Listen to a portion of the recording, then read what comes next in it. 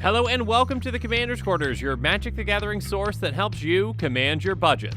This show and episodes like this one are possible thanks to viewers like you. If you're looking for an easy way to help support this show, make sure that you like, share, and subscribe. Also, hit that bell notification icon so you don't miss any new episodes. You can also go check out our playmats and other merchandise at thecommandersquarters.com. Another easy way to support this show is with our TCG player affiliate links. So whether you're buying a deck or individual cards, you can use this general link right here or one in the description. And the final way that you can support this show is by supporting us directly by becoming a patron. There are many benefits to being a patron, and I truly couldn't do this without all their support.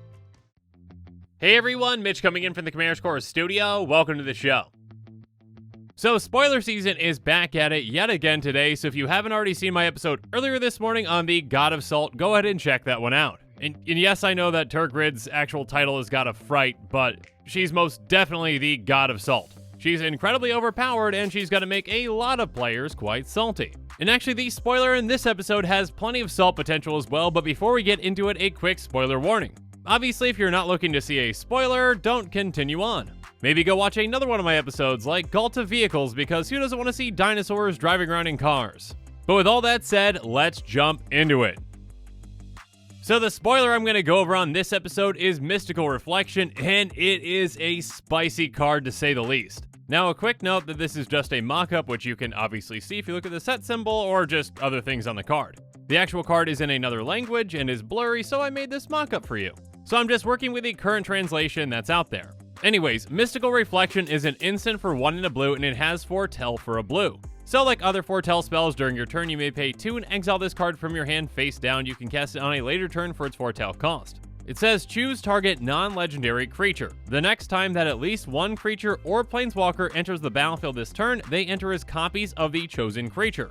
So there's a lot to unpack here, but let's start off with this. This is yet another powerful Foretell spell, so you've got a lot of flexibility with this card. Now, overall, if you foretell it for 2, then pay the blue, you're paying 3 mana in total, which is 1 more than you'd actually just pay if you cast it on its own. But if you wait at least 1 trip around the table to cast it, on the turn that you do cast it, it's just going to cost you 1 mana, which is fantastic. And like every other foretell card, your opponents have to play the guessing game as to what it is, and they're probably going to think it saw it coming. That's the foretell counterspell and the default as to what players are going to think a foretell card is. So when you foretell it, your opponents might play around it, assuming it's a counterspell, even though it isn't. So just because it has foretell, it can be a fantastic deterrent that makes them misplay, even though it's not a counterspell. Regardless, now let's talk about what this card does. So to start, you pick a non-legendary creature. Then the next time that at least one creature or planeswalker enters the battlefield this turn, they all enter as copies of the chosen creature. This has a ton of applications. You're essentially turning a planeswalker or creature or multiple creatures into clones, and you choose what they come into play as. So if you've got a ton of tokens all coming into play at once, you can make them all a copy of the most powerful creature on the field, as long as that creature's not legendary. That can either be your creature or an opponent's creature. So if something's got a very powerful ETB, congratulations, you're getting a ton of those ETBs. This can be a game-ending card for just 1 mana, but again, it has a lot of flexibility to it, because you can actually do this to your opponent's creature or planeswalker as well. Say they cast an important creature like, I don't know, maybe their commander. You can basically say, no, that's actually just a clone of something much weaker. Now again, there's a lot of situations where this card can be effective, and there's a lot to unpack, but let's start off by talking about a similar card to this one.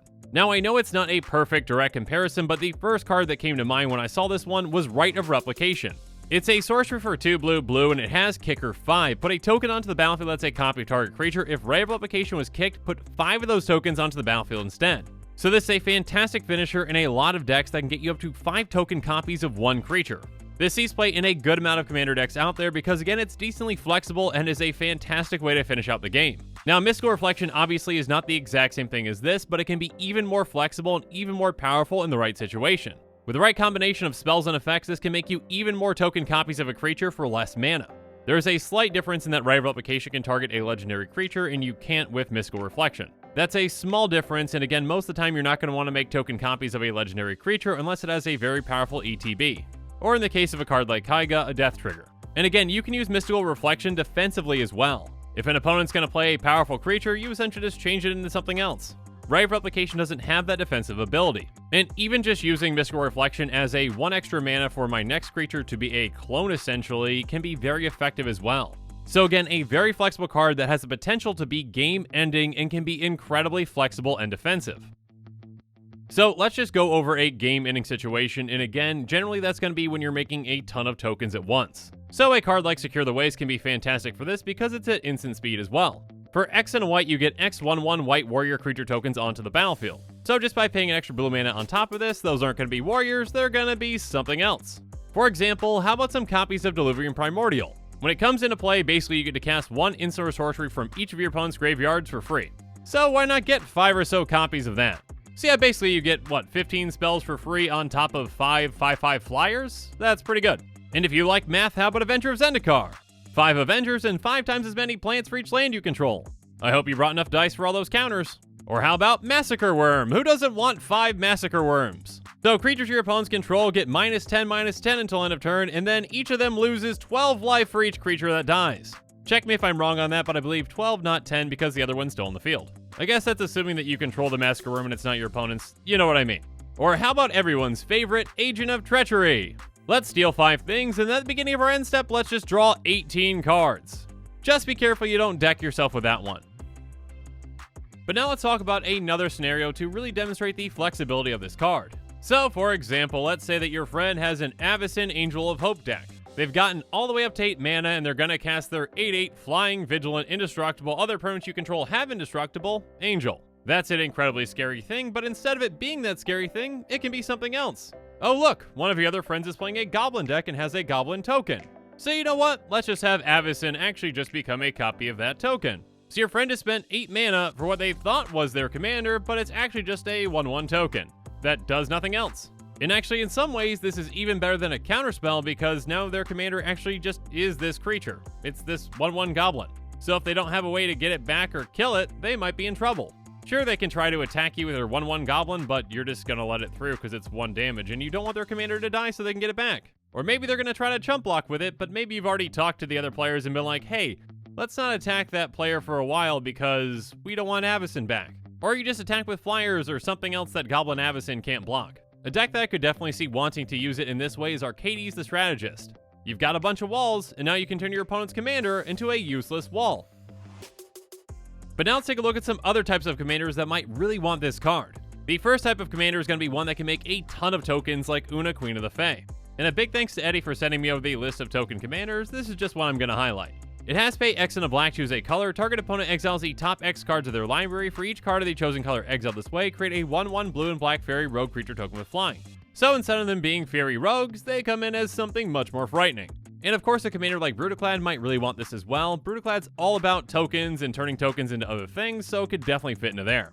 Another one is Arami the Dead Tide, which can basically give a creature in your graveyard Encore. This deck's already going to focus on having creatures with very powerful ETBs. So if you've got one of those in play, you can Encore a small creature from your graveyard and turn it into basically 3 copies of that powerful ETB creature. And lastly, another type of commander that might want to consider this is a blink commander like Brago King Eternal. Basically, this commander wants to hit a player and then blink all your things. So with Mystical Reflection, you can have them all come back as something much more deadly. But now it's time to wrap things up and give you my gut feeling on this card. Mystical Reflection fills a similar role to Rite of Replication, but also a different one. It can be a fantastic finisher and for less mana, but it does require a little more setup. And again, because it's a foretell card, it can also be a pretend counterspell. It can deter opponents from casting certain things because they think it saw it coming. And again, it has the flexibility to actually turn your opponent's powerful creature into something weak. Now, will this card see as much play as Rite of Replication? Only time will tell. And with that, the show is coming to a close, so it's my turn to hear from you. So in the comments below, let me know your thoughts on this episode are, and as always, thanks again and have a good one.